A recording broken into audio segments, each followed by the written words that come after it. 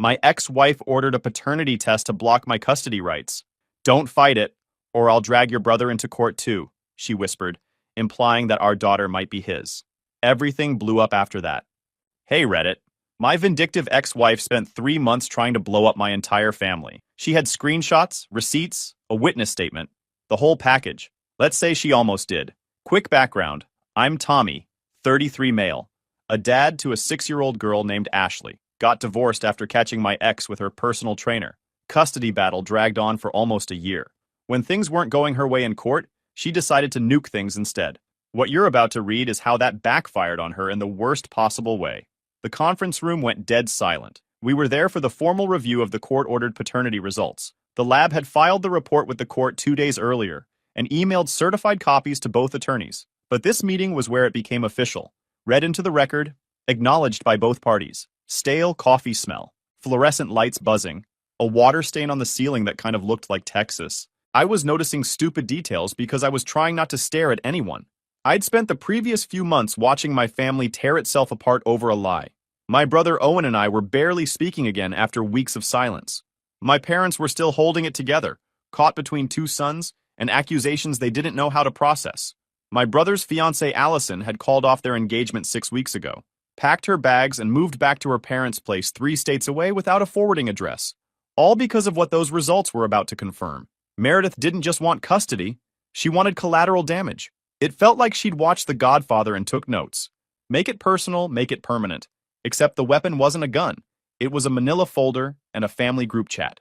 My lawyer, Angela, sat to my left with her pen frozen above a legal pad. 24 years of family law, and even she looked tense. Across the table, my ex-wife Meredith sat next to her attorney, Thomas. She had this neutral expression going, very rehearsed. But I could tell she was excited. She'd been betting everything on me folding before results day.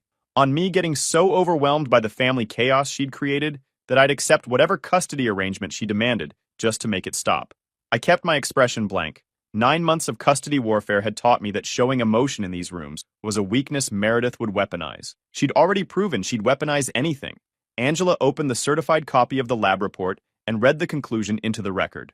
The test confirms with 99.99% certainty that the tested male is the biological father of the minor child. The words sat there. Nobody moved. Meredith's face changed. Her jaw was getting tight, a little shift in how she was sitting. But I'd been married to her for 7 years. I knew what that look meant. I nodded, but my mind was already elsewhere. The paternity result was only half the battle. The other half was the proof packet Meredith had assembled. The one she'd already leaked to half my family. The one that accused my brother Owen of being Ashley's biological father.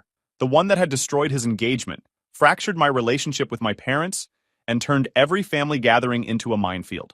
It was still out there, messing everything up. And now that the DNA proved it was fake, the question was what we were going to do about it. Now let me rewind. The custody battle officially started the previous January. I'd filed for divorce in November 2 years before that, 3 days after coming home early from a work trip and finding Meredith with her personal trainer Jake in our bedroom. The image is still stuck in my head. I stood in the doorway with my suitcase, laptop bag over my shoulder. I'd picked up flowers at the airport like an idiot. The bedroom door was open. Lights dim. They both froze when they saw me. Meredith grabbed for the sheet. Jake grabbed his clothes and bolted past me without a word. I didn't yell. I didn't throw things. I turned around, walked downstairs, sat on the couch for 10 minutes staring at nothing. I just grabbed my laptop and important documents and drove to a motel. Called a divorce lawyer first thing in the morning. The receptionist must have heard something in my voice because she got me an appointment that same afternoon. The proceedings took 9 months. Meredith hired an aggressive attorney who painted me as an absent workaholic who prioritized career over family. They subpoenaed my travel records, my work emails, anything that showed I wasn't physically in the house. I hired Angela. She fought every claim. Yeah, I traveled for work. I was a regional account manager for a pharmaceutical distribution company, covering a 6-state territory. Travel was part of the gig, but I was home every weekend without fail. I coached Ashley's soccer team on Saturday mornings. Made it to every school event, every parent-teacher conference, every dance recital. I kept a detailed calendar with photos and receipts that Angela entered into evidence. The opposing counsel tried to paint me as some absent father who cared more about commission checks than his daughter. Angela shut that down hard. She showed the judge my calendar, my flight records, the fact that I'd never missed a single one of Ashley's birthday parties or school plays. I was present. That's what mattered. The judge granted the divorce and ordered a custody evaluation. The evaluator was a psychologist named Dr. Wells. Mid-50s, seemed sharp, had been doing this for 30 years. You could tell she'd seen every trick in the book. She spent 4 months on interviews, home visits, reviewing records. I met with her 6 times. Each session was about 2 hours, and she asked stuff I didn't expect. About my childhood. My relationship with my own dad, who died when I was 19. How I handled stress and conflict. What I wanted Ashley's life to look like in 5 years, 10 years, 20. I answered everything honestly, had nothing to hide. Talked about wanting Ashley to feel secure.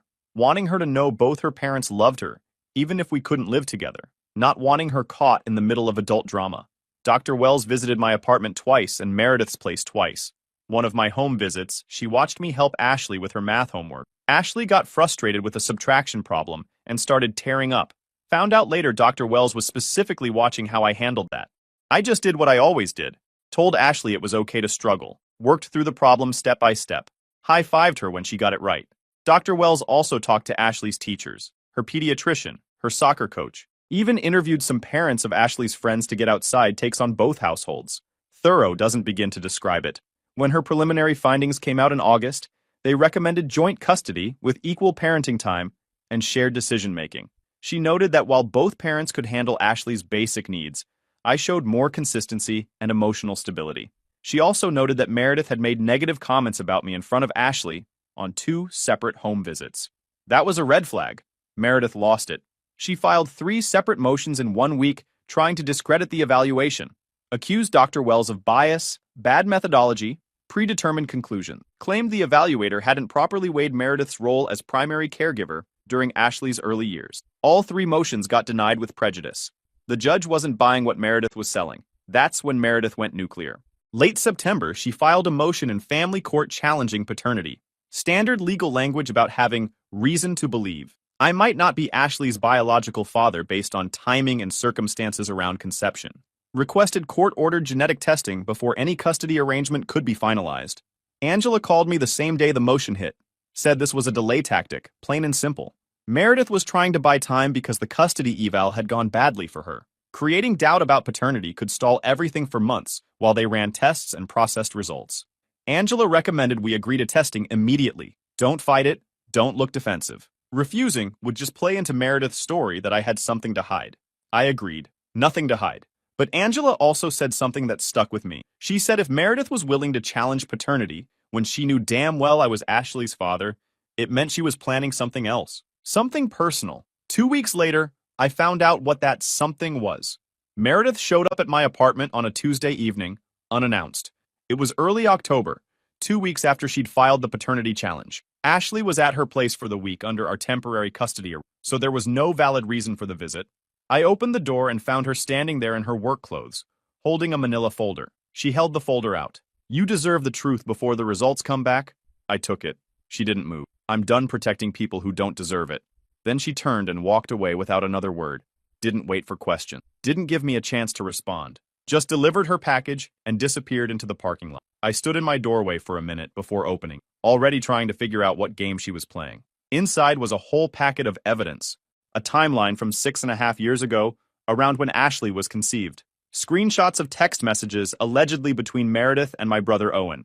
A credit card statement showing a hotel charge in Owen's name on a date circled in red marker.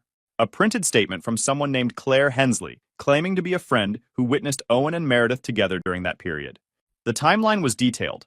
It showed Owen visiting our city for a family event in late March, noted that I'd been traveling for work that same week, highlighted a 3-day window where, according to Meredith's version, she and Owen had been alone together. The text screenshots were bad, flirty messages building over weeks, making plans to meet up. One that mentioned a weekend at the coast, where they'd supposedly hooked up. Another one talking about keeping things from me because it would destroy everything. The hotel receipt showed a charge at some boutique hotel downtown on March 22nd. Owen's name on the reservation, one night. The witness statement from Claire Hensley was brief but specific. She claimed she'd worked with Meredith at some dental office and had personally witnessed Owen and Meredith together at a restaurant that March. Described them as very intimate. Said she'd always wondered if something was going on between them. I sat down at my kitchen table and went through each page like I was reviewing a sales report. The whole thing was packaged like a Costco-sized betrayal. Bulk quantity, suspiciously cheap, and guaranteed to ruin your week. I didn't throw the folder. I didn't punch a wall. I didn't call Owen screaming. I called Angela. She came over an hour later and looked at everything, spread the pages across my table, examined each one. She said this was a hit job. Meredith knew she was losing the custody eval. She knew the paternity test would prove I was Ashley's father. This packet wasn't about court. It was about blowing up my family before the hearing, breaking my support system, making me so stressed I'd settle for whatever she wanted. Angela said we needed to verify everything through legal channels. If it was fake, and she was pretty sure it was, we could use it against Meredith. But I had to stay calm. Let her handle it. Don't give Meredith what she wanted. I asked what I should do about Owen. She said don't confront him yet. Wait for verification. Meredith was counting on me to blow up at my brother and start a family war. That's exactly what she wanted. Chaos helped her, not me. I said I understood, but I was already too late. Meredith hadn't just given the packet to me. She'd sent copies to my parents that same day, emailed it to Allison, Owen's fiancée, shared parts of it with people from our old church who knew both our families. My phone started buzzing that night around 9 p.m. 3 missed calls from my mother while I was meeting with Angela. A voicemail from my father asking me to call him back immediately. A text from Owen. What the hell is happening? I called my mother first. She answered on the first ring. My mom's voice shook. Is it true? Why would Owen do this? Why is she sending me this? I could hear she'd been crying. Maybe for hours. I told her I didn't believe it. Said we needed to verify everything first. Meredith was desperate because the custody eval went badly, and this was her way of hurting everyone. My mother didn't know what to believe anymore. Said Owen had already called her, sobbing, swearing on his life he'd never touched Meredith. Allison had seen the email too, packed a bag, and left within an hour of opening it. I asked where Allison went. Mom didn't know. Owen didn't know either. This was tearing everyone apart, and she didn't understand why Meredith would do this. I told her Meredith was doing it because she wanted to hurt us, told her to stay calm and wait for the facts to come out. I hung up and sat in the dark for a long time. Didn't sleep much that night. The next morning, Owen called me. Owen's voice was raw. Did you believe any of it? Even for a second? He asked how I could let Meredith destroy his life without warning him first. He asked why I didn't call him the minute I saw that folder. I told him I got the packet the same night everyone else did. I told him I was working with my lawyer to verify everything. I told him I wanted to believe him. He was quiet for a long moment. He exhaled hard. There's a difference between waiting for proof and trusting your brother. Then he hung up. We didn't speak again for nearly 3 weeks. The next 7 weeks were the longest of my life. I kept my routine because routine was the only thing holding me together. Went to work, answered emails, sat through meetings where I couldn't focus on anything being discussed, picked up Ashley on my custody days, helped with homework, cooked dinners, read bedtime stories, kept detailed notes in my journal the way Angela had taught me from the beginning of this process. Everything documented in case it became evidence later. Ashley asked once why Grandma seemed sad on the phone. She'd overheard part of a call before I could walk into another room. I told her grown-ups sometimes had hard days, but everything would be okay. Meanwhile, Angela was working on verification. She filed motions to make Meredith produce the originals, not copies, the actual devices where the text supposedly existed, or iCloud/Google backups showing the conversation history. She also requested metadata analysis on the screenshot files. That stuff shows when images were created and what software made them. And she scheduled a deposition with Claire Hensley. Thomas fought every request. He filed objections claiming privacy concerns. Funny how privacy only mattered once we asked for originals and backups. Before that, she'd been passing the rumor around like it came with free shipping. He argued that the paternity test would resolve all questions, making verification of the other evidence unnecessary. He said his client shouldn't be subjected to invasive discovery based on a custody dispute. Judge Helena, who was handling our case, denied most of his objections. She said if Meredith was going to make allegations that affected custody proceedings and family relationships, she needed to be prepared to back them up with verifiable evidence. She said the court had an interest in determining the credibility of parties in custody matters. The family stuff was ugly. Thanksgiving came 7 weeks after the packet dropped. My parents tried to host dinner like they always did, but Owen refused to come if I was there. Not because he was still mad at me specifically. He'd cooled off enough to admit I was just another target of Meredith's scheme. But he couldn't handle sitting across from our mom while she looked at him like she wasn't sure who he really was. He texted me about it. First time we'd talked since that phone call where he hung up on me. He said he knew Mom was trying, but every time she looked at him, he could see her wondering. He couldn't sit through that. I understood. Told him I'd skip so he could go. He said that wasn't right either. We went back and forth about it for hours over text. Eventually, neither of us went. I spent Thanksgiving at my apartment with Ashley, made a small turkey breast, watched some movies. Ashley asked why we weren't at Grandma's house. I told her plans changed this year, that sometimes families did holidays differently. She seemed fine with it.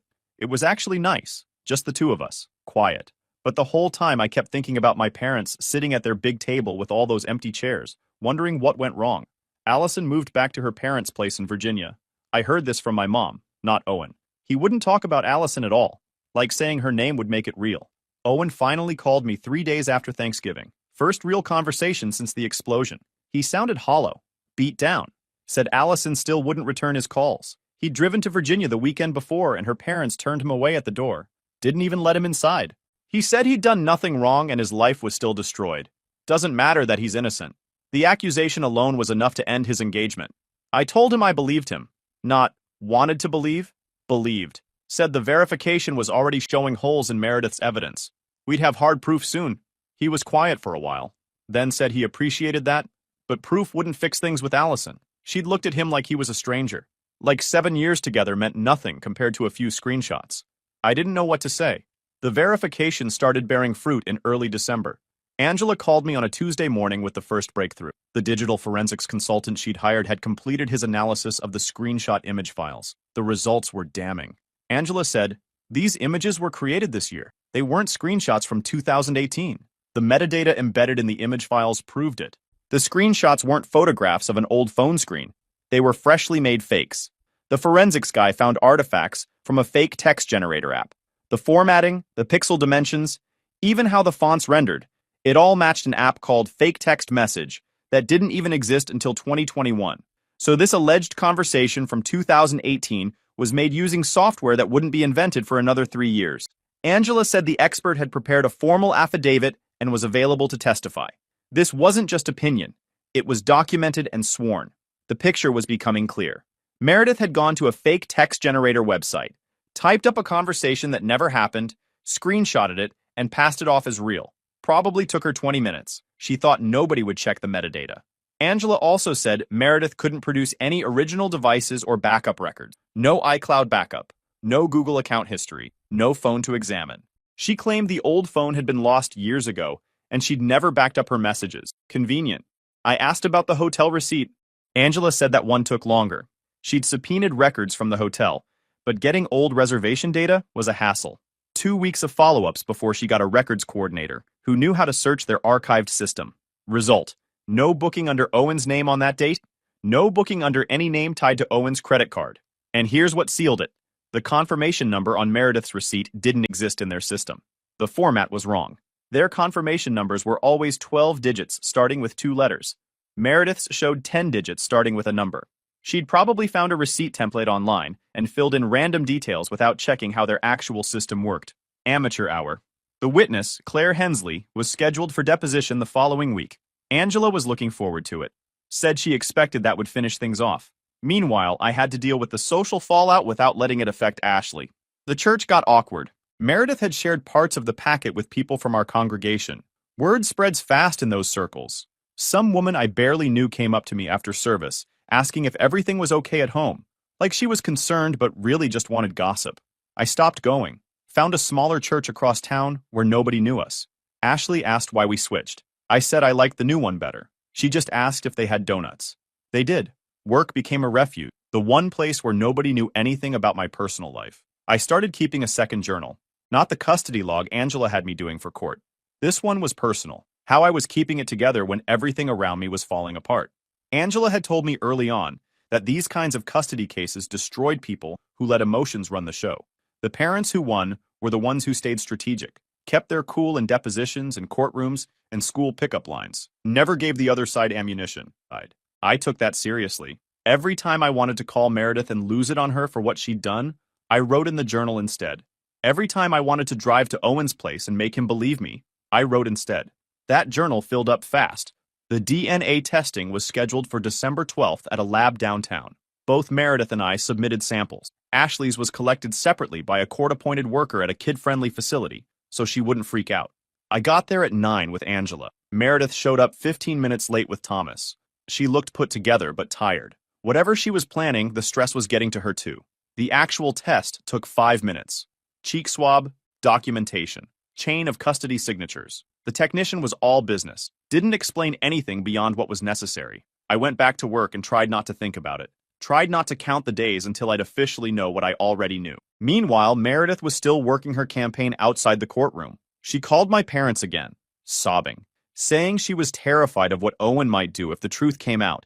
Told them she'd been carrying this secret for years to protect everyone, but now she was scared. Started implying things about Ashley's safety around Owen without actually saying anything directly. Classic Meredith. Plant the seed, let other people's imaginations do the dirty work. My mother called me that night. She sounded exhausted. She said Meredith had been crying on the phone for an hour.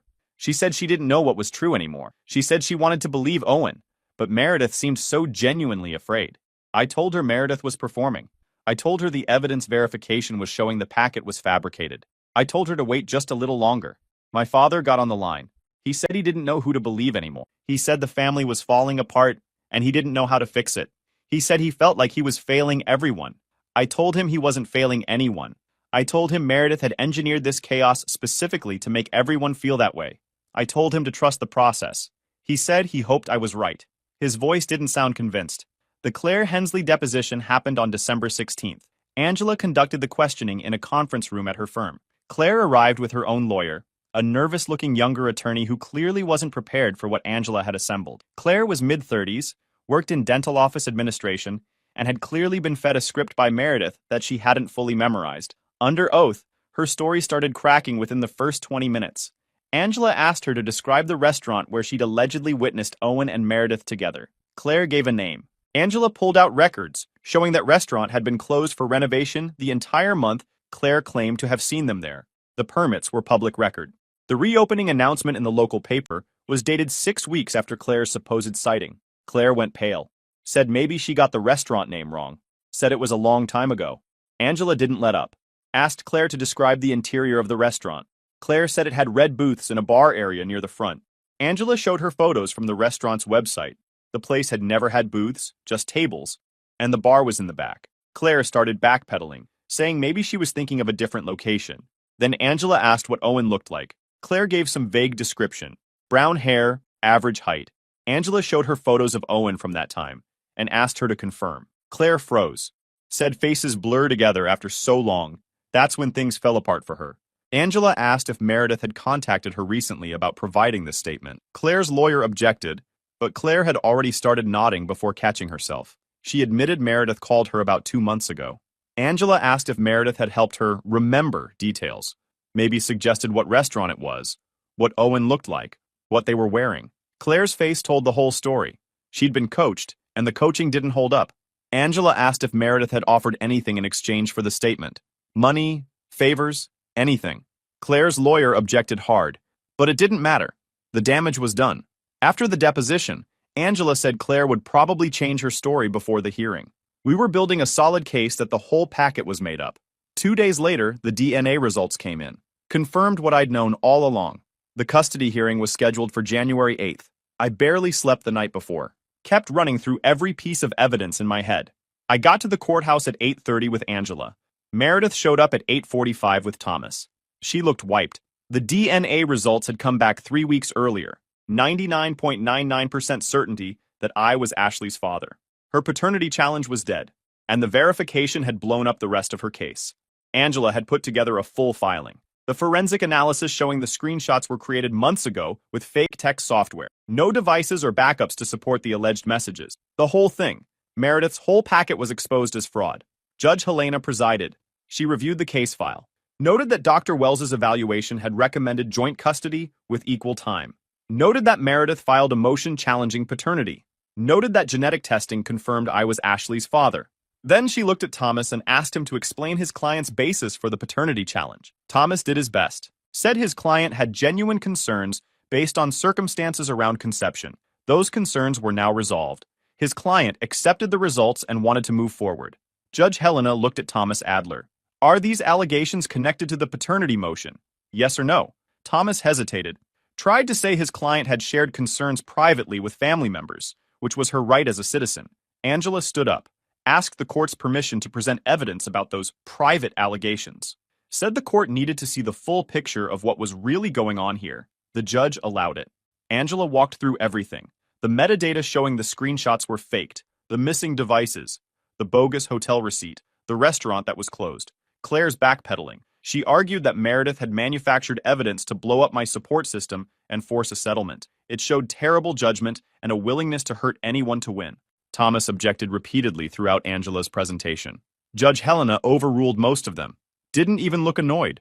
More like she'd already made up her mind and was just letting the record build. Judge Helena said, "This court does not reward parents who manufacture conflict. When a parent deliberately destroys family relationships through fake allegations," she said, "it goes straight to judgment and the child's best interests.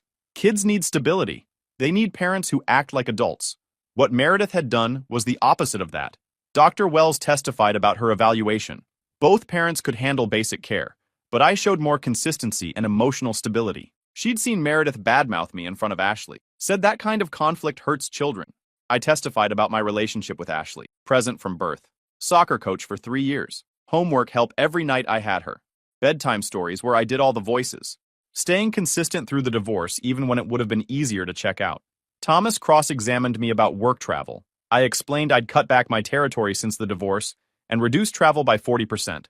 He tried to make me sound like an absent father anyway. I stayed calm, answered honestly, didn't let him get under my skin. Meredith testified about being the primary caregiver, about sacrifice, about knowing Ashley's needs better than anyone.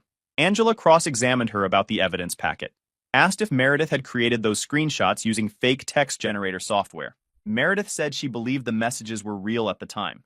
Angela asked how that was possible when forensic analysis proved the images were created this year, not 6 years ago. Meredith said she must have been confused about where she got them.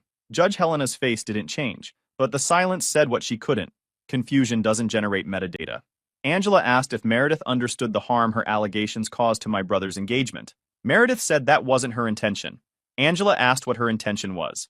Meredith started crying. She said she wanted to protect Ashley. She was scared of losing her daughter. Judge Helena called a recess. When we came back, her face gave nothing away.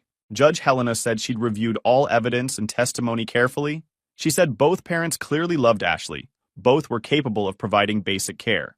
Those facts weren't in dispute. However, she said, the court had to consider credibility, judgment, and the child's overall welfare when making custody determinations. And on those factors, the evidence painted a troubling picture. She said Meredith's paternity challenge, while technically within her legal rights, had been filed without genuine basis and appeared designed to delay proceedings after an unfavorable custody evaluation. More seriously, she said, the evidence showed that fake allegations had been created and spread to people outside this courtroom. Those allegations destroyed an engagement, tore up family relationships, created chaos in places where Ashley would be present. That kind of deception showed terrible judgment, she said. Meredith had put winning over Ashley's need for a stable environment. She'd been willing to hurt innocent people just to get an advantage. She looked directly at Meredith. You used a paternity challenge as leverage. That conduct is harmful to the child. She said Dr. Wells's evaluation was credible. The fact that Meredith had badmouthed me in front of Ashley fit the pattern of conflict-driven behavior the court had just seen evidence of. Based on all evidence, she ordered joint legal custody with me having primary physical custody. Meredith would have parenting time every other weekend and 1 evening per week. Both parents were required to complete co-parenting education classes within 90 days. The arrangement would be reviewed in 6 months. But even when you win in family court, you don't win clean. The judge also ordered all custody exchanges at a neutral location, police station parking lot, for 6 months. All communication through a court-approved parenting app. No texts, no calls outside the app. Neither of us could discuss the case in front of Ashley. Rules for everyone. That's family court. She also ordered Meredith to pay 30% of my attorney's fees related to the verification of the fabricated evidence. Said the costs of proving deliberate falsehoods shouldn't fall entirely on the innocent party. The amount was conservative given how much Angela had to dig, but the judge said she hoped it would encourage more honest conduct going forward. Thomas Adler asked if sanctions were necessary, given that his client was clearly struggling emotionally. Judge Helena said emotional distress didn't excuse deliberate fabrication of evidence. She said the sanctions were lenient compared to what she could have imposed. Meredith sobbed quietly. Thomas requested reconsideration. The judge said her decision was final. Meredith could appeal through proper channels if she chose. Court was adjourned. Angela and I walked out of the courthouse into the January cold. You won, she said. It doesn't feel like winning, I replied. She said I had primary custody of my daughter. Meredith had been held accountable for what she did. That's as close to winning as family court ever got. Most fathers in my position would be popping drinks right now. I told her I'd celebrate when my family was whole again, when my brother had his fiancée back, when my parents could look at both their sons without wondering what really happened. She nodded, said that was fair, then said to go home, hug my daughter, and try to get some sleep. 3 days later, Owen's lawyer sent Meredith a demand letter, 14 pages, listed out all the fake evidence she'd made and spread around, laid out the damages Owen had suffered, the broken engagement, the stress, the hit to his reputation when people in his industry heard the rumors. It demanded a written retraction, a settlement for damages, and threatened a defamation lawsuit if she didn't comply in 30 days. Thomas contacted Owen's lawyer almost immediately. They went back and forth for 2 weeks. Meredith was tapped out after the custody case, no money for another legal fight, and Owen didn't actually want to spend another year in courtrooms. He just wanted someone to officially say he didn't do anything wrong. They reached a settlement. Meredith signed a retraction. The language was careful, written by lawyers to minimize how much she actually admitted, while still acknowledging the evidence was false. Something about the information being unreliable, and apologizing for any harm caused. She also paid Owen a settlement. I never asked how much. It wasn't about money for him. It was about having something on paper. Owen sent the retraction to Allison in Virginia. I don't know if she read it. I don't know if it mattered to her by then. Some damage doesn't repair just because the truth comes out. I picked up Ashley for the first time under the new custody order at the police station parking lot. Saturday morning, cold and bright. Meredith pulled up in her car, got out, and handed over Ashley's backpack without looking at me. Said something about homework being in the front pocket. The whole exchange took 30 seconds. Cops walking in and out, not paying attention to us. Just another custody swap. Weird way to start your weekend with your kid, but that's what the judge ordered. In the car, Ashley asked why Mommy cried so much lately. I said sometimes grown-ups had hard times, but Mommy loved her and everything would be okay. She started telling me about her class pet, a hamster that she got to feed last week. That night, after Ashley was asleep, I just sat there. 10 months of custody war. A fake scandal that almost destroyed my family. A brother who was talking to me again, but still tensed up when I called out of nowhere. Owen and I were rebuilding. Slowly. You don't fix that kind of damage with a court ruling or a settlement check. Trust comes back in inches, not miles. We'd grab lunch sometimes. Talk about sports, work, normal stuff. Neither of us brought up those weeks when we weren't speaking. Some things you just move past. My parents came over for dinner the following week. Mom hugged me for a long time when she walked in. Dad shook my hand and said he was proud of how I'd handled everything. Said he was sorry for the times he'd wavered. I told him there was nothing to apologize for. Allison stayed in Virginia. Owen told me they'd had exactly one phone call since he sent her the retraction. She said she needed more time. He said he'd wait as long as she needed, but his voice didn't sound hopeful. Some things just don't come back. That's the part Meredith never counted on. She got to walk away with shared custody, and her pride mostly intact, while my brother lost someone he was going to marry. All because she wanted to win a custody battle. Meredith completed her co-parenting classes, showed up on time for her weekends. Ashley always came back happy from those visits, which was all that really mattered. Maybe Meredith was learning something. Maybe she was just being careful. Either way, Ashley was protected. Owen got engaged again 14 months later. Different woman. Met her at a work conference. She's good, treats him right, looks at him like she actually trusts him. I was his best man. At the reception, Owen pulled me aside near the garden entrance. He looked actually happy for the first time in months. He said he was sorry for those weeks of silence after the packet dropped. Said he'd let Meredith's lies get into his head. He should have known better. I told him it was over. Told him we were good. He nodded. We shook hands. Then he pulled me into a hug. We didn't need to say anything else. And that's it. That's my story. Tell me, guys, what would you do about co-parenting with someone who will weaponize lies? Parallel parent forever? Or try therapy/classes and hope she changes? If you enjoyed this video, please hit that subscribe button. It really helps the channel and help us bring you more and better stories. Thanks.